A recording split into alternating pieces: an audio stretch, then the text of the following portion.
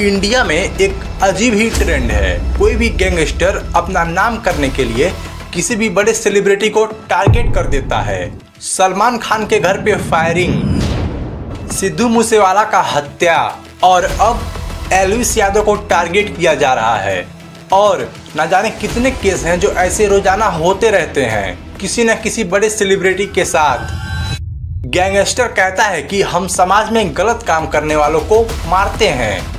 जैसे कि सलमान खान के घर पे हिरन के मामले में हमेशा फायरिंग होता रहता है, वैसे ही अब एल्विस यादव के घर पे इनलीगल प्रमोशन करने के चक्कर में फायरिंग करवाया गया है। लेकिन यहाँ पे सवाल ये उठता है कि जो बड़े बड़े नेता हैं, बिजनेसमैन हैं, जो हजारों करोड़ों का घोटाला करके बैठे हैं, आखिर वो भी तो हमारे देश को, हमारे समाज को खराब कर रहे हैं। लेकिन कभी उनके खिलाफ गोली क्यों नहीं चलता है इन गैंगस्टर के द्वारा? आखिर क्या है इन गैंगस्टर की असली सच्चाई? आइए बारीकी से समझते हैं।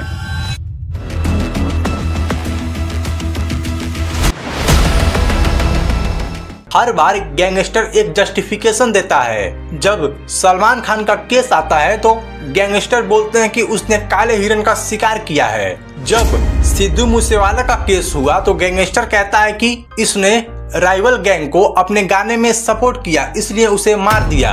और अभी हाल ही में एल्विस यादव के घर पे जब फायरिंग हुआ तो एक गैंगस्टर बोलता है कि वो इनलीगल चीजों को प्रमोट करता था, इसलिए उसके घर पे फायरिंग करवाया गया है। मतलब कि हर बार एक वजह बनता है जो पब्लिक के सामने दिखाया जाता है, लेकिन असलियत तो कुछ और है। और वो ये है कि ये लोग ऐसा इसलिए करते हैं ताकि इनका पब्लिसिटी बढ़ सके, इनको लोग जाने पहचाने। सलमान खान का केस 1998 से चल रहा है हिरन के मारने के जुर्म में, लेकिन सोचो 20-25 साल पुराना बात को लेकर के आज तक धमकाया जा रहा है। यहाँ पे सवाल उठता है कि आखिर क्यों? क्योंकि सलमान खान एक बहुत बड़ा नाम है जिसको लोग जानते हैं, पहचानते हैं, इसलिए इनका नाम लेकर के गैंगस्टर अपना नाम बनाते हैं पब्लिसिटी के लिए, ताकि गैंगस्टर का नाम और ज्यादा गूंजे मीडिया में, सोशल मीडिया में। 2022 में पंजाब के मशहूर सिंगर सिद्धू मूसेवाला को गोली मारकर खत्म कर दिया गया। लॉरेंस बिश्नोई गैंग ने ओपनली इसका जिम्मेदारी लिया और बोला गया कि मूसेवाला अपने सॉन्ग में राइवल गैंग को ग्लोरीफाई करता था। लेकिन सच्चाई तो ये है कि गैंगस्टर अपने पावर को दिखाना चाहते थे। जब मूसेवाला जैसा स्टार मारा जाता है तब इनके नाम का वैल्यू और ज्यादा बढ़ जाता है। ये चीज एक साइकोलॉजिकल गेम है कि जब एक स्टार को मार दिया तो एक आम आदमी क्या है। खैर, अब बात करते हैं एल्विस यादव की, जिसका सोशल मीडिया पे एक अच्छा पहचान है, जो बिग बॉस को जीत कर आया है।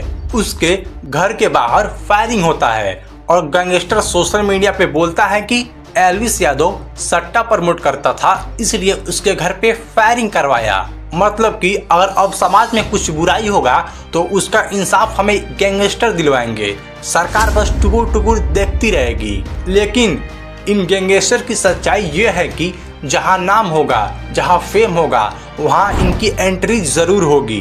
अब थोड़ा और ध्यान से समझना।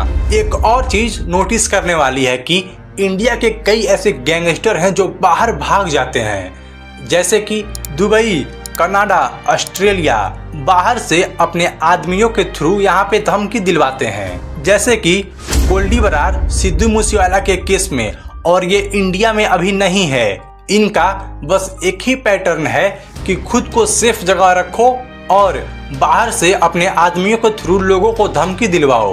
कुछ गैंगस्टर का नाम इतना ज्यादा बढ़ा दिया गया है मीडिया और सोशल मीडिया के द्वारा कि इस पे कुछ कहा ही नहीं जा सकता है। वीडियो में यहाँ तक आते आते अब सबसे बड़ा सवाल ये उठता है कि जो बड़े बड़े नेता हैं, बिजनेसमैन हैं, जो हजारों करोड़ों का घोटाला करके बैठे हैं, आम आदमी के टैक्स का पैसा उड़ा ले जाते हैं, आखिर उनके अगेंस्ट गैंगस्टर कभी आवाज क्यों नहीं उठाता है? क्या ये लोग देश के साथ गलत नहीं कर रहे हैं? क्या ये लोग देश को पीछे नहीं ले जा रहे हैं? ये सोचने वाली बात है। और इस पे तुम्हारा क्या ओपिनियन है? अगर तुम एक समझदार इंसान हो तो कमेंट बॉक्स में जरूर बताना।